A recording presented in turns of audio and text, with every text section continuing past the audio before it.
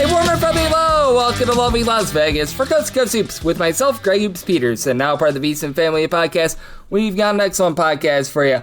We saw a little bit of movement in college basketball on Saturday, including a guy that was a big part of an NCAA tournament team in Jamichael Stillwell be on the move. He was able to get an extra year of eligibility through an injunction, and he lands at Texas Tech. We'll be highlighting that, and then a little bit of an under-the-radar ad out there in the Coastal Conference for a team in Northeastern that I might not be feeling the world's highest on, but this will be helping them out as well, so we'll recap those moves. And then, here in segment number 2, Tristan Freeman. He does such an amazing job over at Bussin' Brackets, Sleepers Media, along with the Field of 68. He's going to join me. We're going to be talking about all these court cases that we've seen over the last few weeks, the impact to the positive that it's had on Cincinnati and Xavier. What can we expect moving forward out of some of these teams that are going to be becoming free agents, and so much more. And if you do have a question, comment, segment idea, what have you for this podcast, you have one of two ways we fire those in. First one is my Twitter/X timeline at @GUnit_D1. Keep in mind, LRCM, maybe does not matter, so as per usual, please do send these into the timeline. And the other way is find an Apple Podcast review. If you rate this podcast 5 stars, it's very much appreciated. Then from there, you're able to fire in whatever you'd like to hear on this podcast via that 5-star review. As always, do beg with you, do plead with you. Please do send in these Twitter/X questions. Lets me know what you want to hear on this podcast. Helps me out in terms of getting all set for the upcoming college basketball season as well. In conference previews, they're going to be continuing on. Have no fear there. Probably the MEAC and the Missouri Valley Conference are going to be the next ones up. I took it a little bit easier over the last week and a half because of all these court cases going on. We're going to be getting back into a little bit more a full swing of things with regards to these because the MEAC probably not going to be affected by a lot of these court cases. So I made sure to give this a little bit more sparkle and shine so that way we know what we're getting with regards to these conference previews, so that way they're not out of date or anything like that when I do record them. So made sure to be able to do that, and obviously once we get back in season picks and analysis on every game every day because I want to make this the greatest college basketball season of all time. And Jamichael Stillwell, he's going to be looking to make this a big college basketball season as he signs with Texas Tech.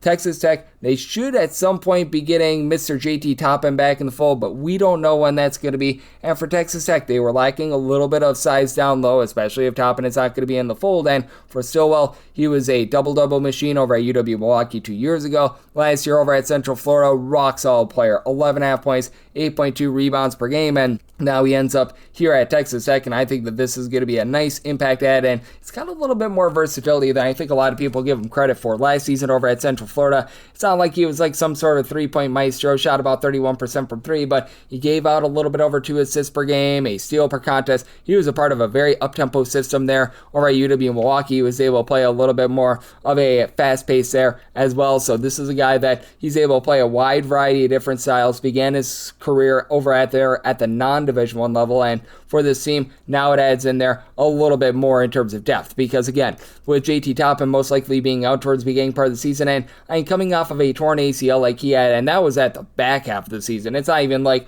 that happened in like November or December. That happened February, maybe super duper early March, but I think that was like a late-ish February. This is going to be a good ad for them because they were probably relying upon like a Josiah Mosley, maybe Mariel and Tutek, hopefully I got that correct, as guys that would be stepping up moving forward. Now, you're able to bank in a little bit more on Stillwell. You've got Dre Gibbs-Lawhorn, who comes in from UNLV, and Cruz Davis to be able to run the backcourt. And do I think that this is going to be the same team that they've been the last 2 years?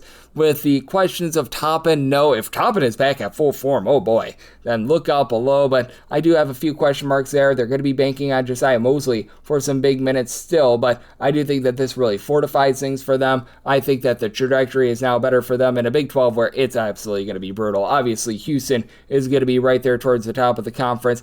We were talking about it yesterday on the podcast, maybe a few question marks with regards to Kansas because it just feels like they've taken a little bit of a setback, but so you get the number one recruit for the class of 2026 in late in the process in Tyron Stokes. He should be able to elevate this team, no doubt about it. If you got Arizona there, Iowa State, even though they lose someone like a Taymon Lipsby, and who knows, maybe he tries to get extra eligibility, you know that they're going to be there. BYU is probably going to be a team that's not going to be done. Cincinnati, they saw them be able to get a huge ad with MJ Collins via a court injunction as well. Like Central Florida, I think is going to be back there. You've got a lot of middle of the road teams like West Virginia, I think is going to be better. Oklahoma State, I think is going to be better. Texas Tech looking to try to stay in the top 5, top 6 of the conference. This is certainly going to be able to help them out in terms of doing so. So I do like this ad for them. And then for Northeastern, again, I'm not necessarily bullish on them for the upcoming college basketball season. It does feel like the game has passed by Coach Bill Cohen, but this is still a really good ad for them. Being able to land a former Arizona State recruit is always a step in the right direction if you're a school like Northeastern, and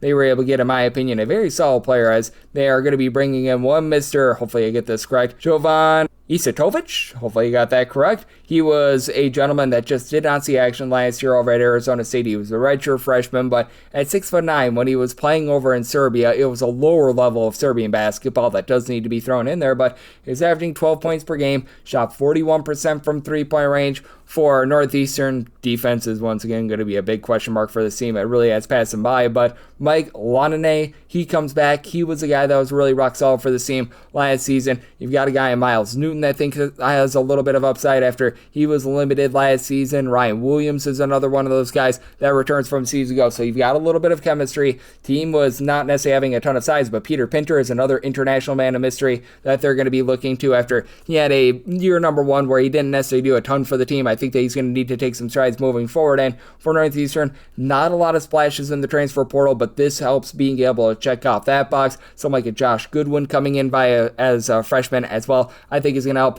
Again, do I think that Northeastern is going to be some sort of a dominant team out there in the CAA? No, but this is a really good ad for them. And shout out to our guy Jacob Phillips, who joined me for the Coastal Conference Preview Edition about a month or so ago. He's doing such great work over at Mid-Major Madness, taking a look at the Coastal Conference. He was the one that was able to release that news. So we had some nice pieces of news in college basketball on Friday, and now we're going to have ourselves a great chat with Tristan Freeman of Boston Brackets right here on the flip side, right here on Coast to Coast Hoops with myself, Greg Peterson, now part of the Decent Family Podcast.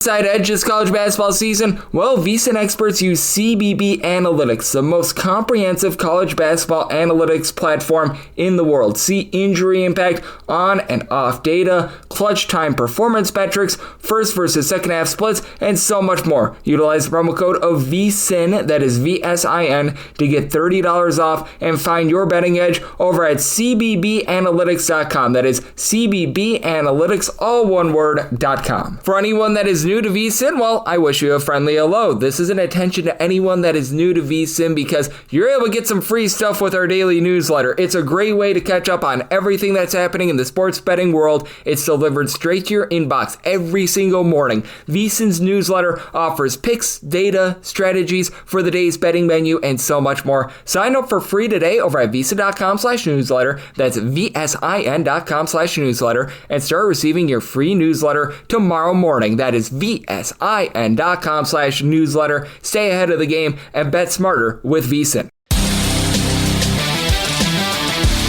And we're back here in lovely Las Vegas for Coast to Coast Hoops with myself, Greg Hoops Peterson, now part of the VSiN Family Podcast. It is always a pleasure to be able to get this man aboard as Tristan Freeman is doing such excellent work over at Boston Brackets. Taking a look at this great game that we all know and love of college basketball. He's based out there in the wonderful state of Pennsylvania, so he focuses in on teams like the Pittsburgh Panthers, Robert Morris, along with Duquesne, but he does a great job covering the entire scope of college basketball. He's also doing some work over at Sleepers Media. He also does some work over at the Field of 68, so he's really a five-tool man when it comes to taking a look at this wonderful game of college basketball. You're able to follow him on the old Twitter /X at Hoopsnut351 all together. And Tristan, it's always a pleasure, my friend. Thank you so much. Yeah, thank you for having me, Greg. Thank you for joining me, Tristan. And Tristan, it has been a wild last few weeks in college basketball. We're seeing all these court cases coming out. As we are recording this, we're wondering what's going to be happening with regards to the California case. We already know that in the Ohio case, all those plaintiffs should be getting another year of eligibility. And just how do you take a look at these guys getting extra eligibility? Because you have to figure that some of these guys are going to be in the transfer portal. Some of these guys were just staying on campus, practicing with their team. Like, I think that was the case for Xavier, but I think that it just makes for a lot of intrigue where we have a lot of unclarity with these rosters in very late July. Yeah, it'll be interesting to see how many spots are truly available, where I think a lot of teams are pretty much filled, and we're still seeing some schools going the international route or getting reclassed 2027 prospects, but there are going to be at least a dozen, impact caliber names such as Jamichael Stillwell, who reportedly committed to Texas Tech, and Keyshawn Hall could be a target for teams like Arizona, and then LSU is a team that still has a lot of spots, so maybe they'll end up getting a whole class of, fifth year guys. Yep, I was wondering about that as well because LSU is certainly the one team that comes to mind in terms of a team that could be signing some of these guys because, man, it was a very interesting offseason. Yeah, Madar is not going to get eligibility. I've yet to see if RJ Lewis would or not. If RJ Lewis does, I think that the entire system at that point is broken, so I'd anticipate him not getting there. But outside of LSU, might there be another team or two that could be lurking in the weeds, trying to be able to get one or two of these guys? Because I would think perhaps like an Oklahoma could be one of these teams, and I would think perhaps if a mid-major team has a slot or two available, they could maybe offer one of these guys playing time where they might not be able to get it otherwise.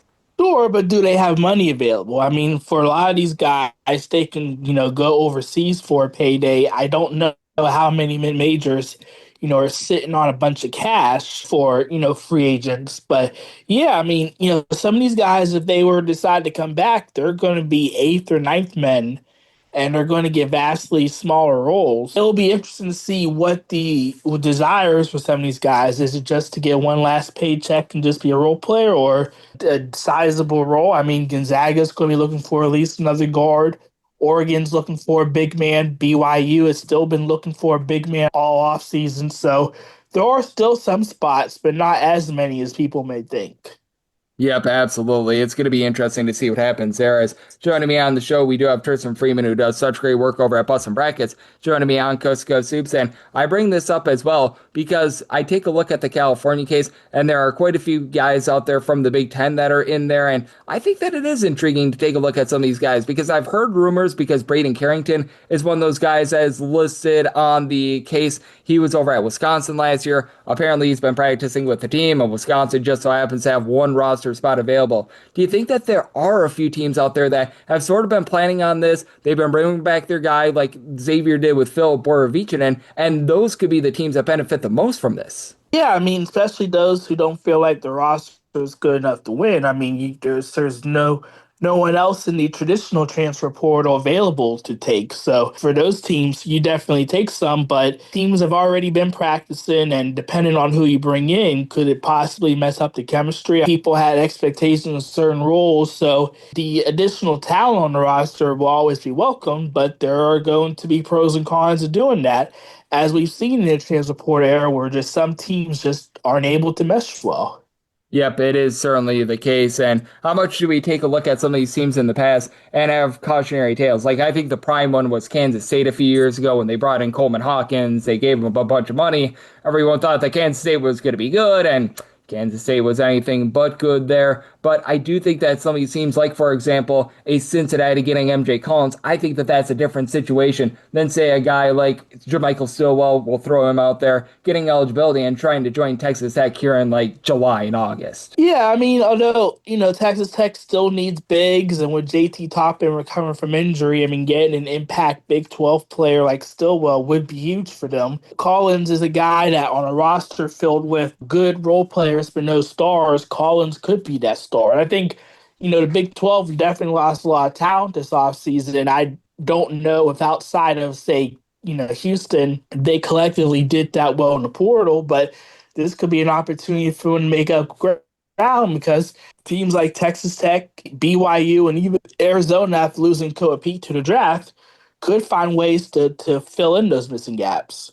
Yep, and then I think the one name and the one landing spot that we're seeing out there with regards to the California case right now, everyone is tying Donovan Dent right now to Gonzaga because they lose Mario Saint-Sapri to Spain. How much do you take a look at that perhaps becoming a real possibility? Because we know that Gonzaga did something maybe not quite the same, but Tyon Grant Foster, he was a guy that needed an injunction late in the offseason last year. They were able to get him out there on the floor, and it feels like they might be able to do the same for Donovan Dent here. Yeah, I mean, look, after losing Mario Saint-Sapri to the international world in a surprise departure, I mean, they currently don't have any eligible ball handlers. So, yeah, I mean, if you can get Donovan Dent, who, even though he didn't shoot the ball well at UCLA, he was still a quality passer, and good enough defenders, and a former Mountain West Player of the Year back in New Mexico. So he'd be a welcome addition and a true capable lead guard for them for 1 year.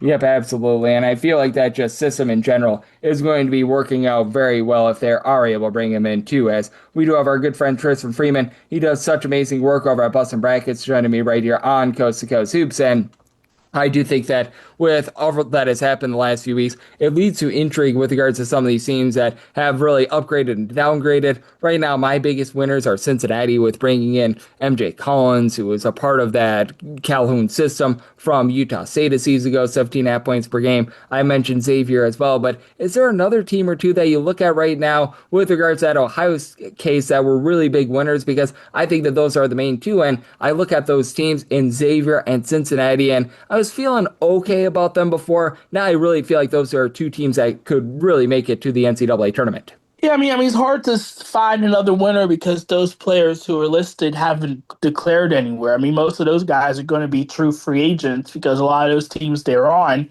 were either mid-majors or high majors whose rosters are filled. But, considering how new the roster is at Cincinnati, it's hard to know how good Calhoun's going to be in his first year. But, Xavier had a really good portal run, landing, probably a top 20 caliber class led by likes of Drew Washington and Ruben Dominguez. And now you got a guy who's familiar with the system coming back and a guy in Pizzotto who missed all of last year of the injury. Considering that the Big East might be a little bit down and UConn and St. John's may not be as lethal as they've been in the past couple of years, this is going to be an opportunity for the younger Patino to make some noise with a roster that I think is top half caliber in the Big East.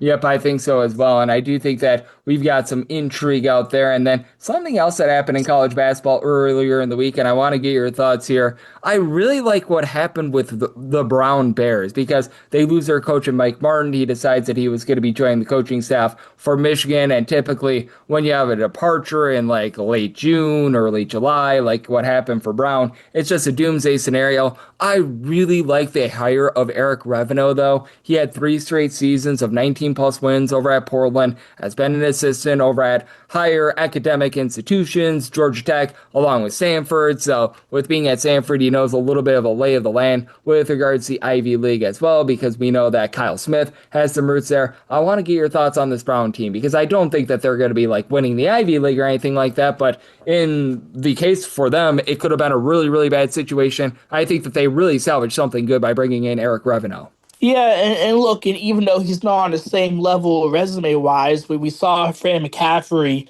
turn Penn into a contender year one and had, 2 of the top players in the league, you can make an immediate impact in the Ivy League. And ultimately, it's still going to be Yale's conference to lose, but we've seen Princeton take a step back, Harvard take a step back.